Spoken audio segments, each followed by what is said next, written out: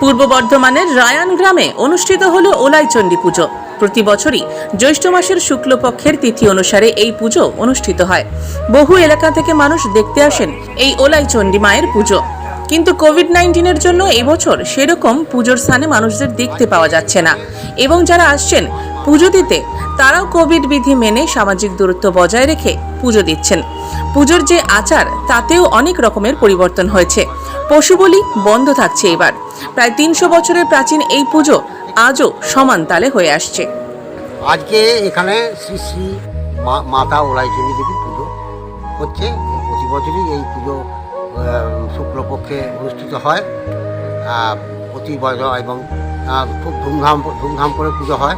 কিন্তু এই গত বছর থেকে বা এই কোভিড-19 থাকার জন্যে আমরা এই মায়ের যে পাঁঠা উৎসব করা হয় সেই পাঁঠা উৎসব করা যাচ্ছে না কোভিড-19 বিধি মেনে।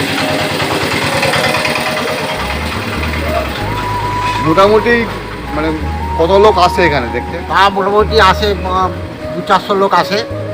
আর গোটা গ্রামেরই পুজো এটা, গোটা গ্রামের সবাই 200-400 লোক আসে। কিন্তু এখন এই কোভিড-19 থাকার জন্য একটু ছাড়াভাবে আসে, সবাই এসে এই পুজোয় যোগদান করে।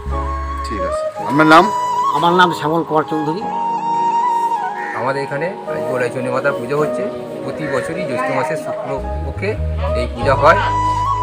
অন্যান্য বছর অনেক ধুমধামের সাথে এই পুজো হয়, এখানে ছাগলি হয়। বর্তমানে কোভিড পরিস্থিতিতে আমরা সেই সমস্ত নিয়ম মেনে খুব সামান্য মতো পূজা অর্চনা করছি।